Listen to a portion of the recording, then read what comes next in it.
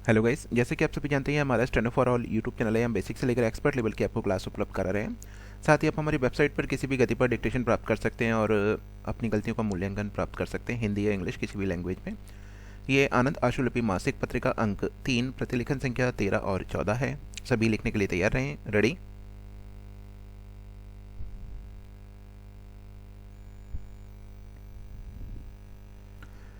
महोदय, इसमें दो मत नहीं, भारतीय राजनीतिक ढांचा उस आम व्यक्ति के मत पर भी खड़ा है जो हर 5 साल बाद चुनाव के माध्यम से अपने प्रतिनिधि को संसद में भेजता है। वास्तविकता यह भी है कि इस पूरी प्रक्रिया में राजनीतिज्ञ भी आम आदमी की जरूरत है और उसके अधिकारों का प्रश्न खड़ा करते हैं। ठीक इसी तरह नौकरशाही और व्यावसायिक मीडिया तथा सामाजिक संगठन स्वयं को खड़ा करने की शुरुआत उस आम आदमी को लेकर करते हैं जो बाद में उनके लिए केवल वस्तु के अलावा और कुछ नहीं है। वास्तव में यहाँ यह समझना जरूरी है कि आखिर यह परिवर्तन क्यों हो जाता है। तो इसका एक सरल सा उत्तर है कि इस पूरी प्रक्रिया में वह आम आदमी कहीं भी नेतृत्व करने की स्थिति में न आता है, तो उसे नेतृत्व लेने की स्थिति खड़ी की जाती है। चूंकि यह बहुसंख्यक वर्ग है और इसी के आधार पर स्वयं को विकसित करना राजनीति की जरूरत है, इसलिए इस आम वर्ग को यह अनुभव कराया जाता है कि राजनीति का आधार सामंजस्य ही है। लेकिन जब नीतियां लागू करने की बात आती है और विकास का प्रश्न खड़ा होता है, तो राजनीति पूरी तरह उस वर्ग को आश्रय देती है और उनके अनुकूल नीतियां लागू करती है जो तत्काल में यथार्थ सिद्ध करने की स्थिति में हों। चाहे अनचाहे पूरा तंत्र भी राजनीति के साथ हो जाता है, क्योंकि इसकी स्वयं की जरूरत भी कहीं न कहीं तत्काल ही है और जिसका समाधान सिर्फ तत्काल में अपने अनुकूल या अपनी सहूलियत से निर्णय देने से है। लेकिन वही जब विरोध या भ्रष्टाचार जैसे आरोप की बात इस वर्ग में से कोई खड़ा करता है, तो सामान्य जन को तो अपने साथ वह खड़ा नहीं कर पाता, उल्टे उसे आसपास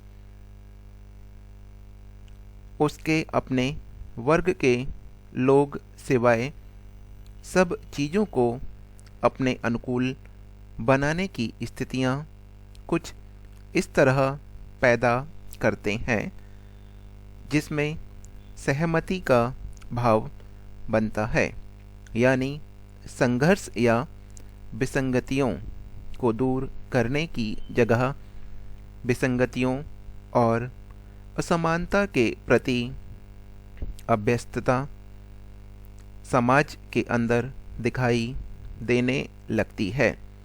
यहीं से भ्रष्टाचार को मान्यता भी मिल जाती है और राजनीति अपने तरीके से निरंकुश हो जाती है। इस प्रक्रिया को रोकने के लिए क्या उसी राजनीति और तंत्र का सहारा लेना आवश्यक है जिसे व्यवस्था ने स्वयं के लिए बनाया है? महोदय, वर्तमान राजनीति संकट में है।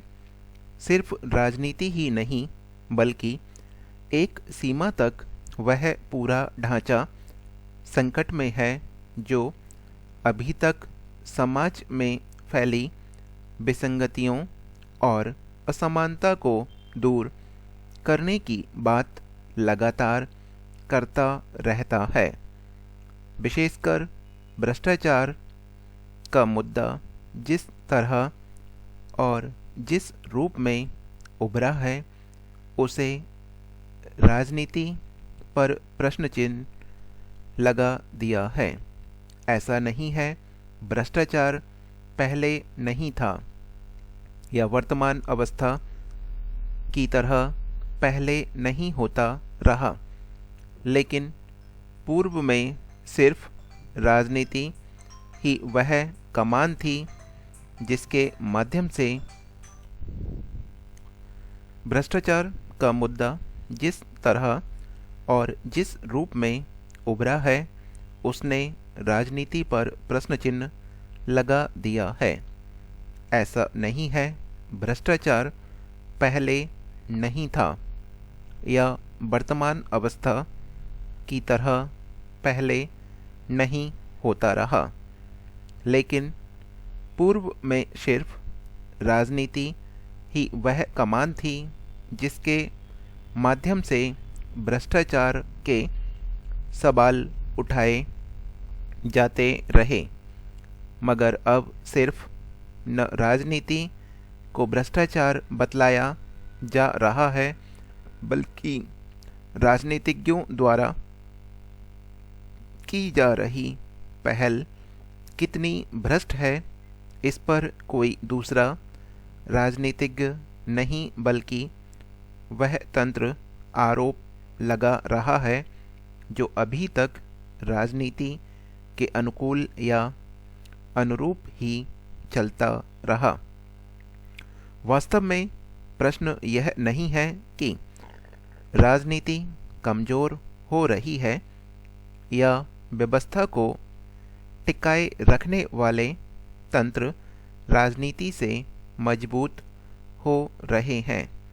सवाल यह है कि आम आदमी अपने प्रतिनिधि के माध्यम से जिस भ्रष्टाचार का अंकुश लगाने की बात अंदरूनी तौर पर अभी तक स्वीकार करता रहा है, वही अंकुश वाले तत्व आज स्वयं भ्रष्टाचार में लिप्त हो चले हैं।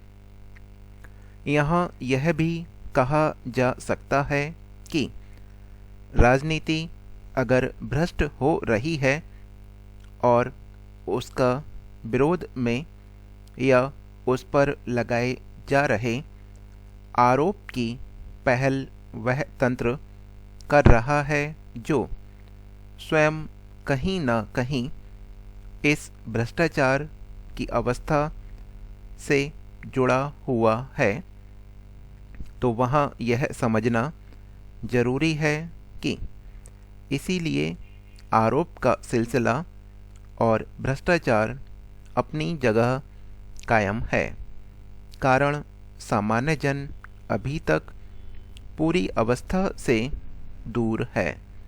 हालांकि यह सत्य भी है कि सारे राजनीतिक भी भ्रष्ट नहीं हैं और पूरा नौकरशाह तंत्र भी कुंद नहीं हुआ है।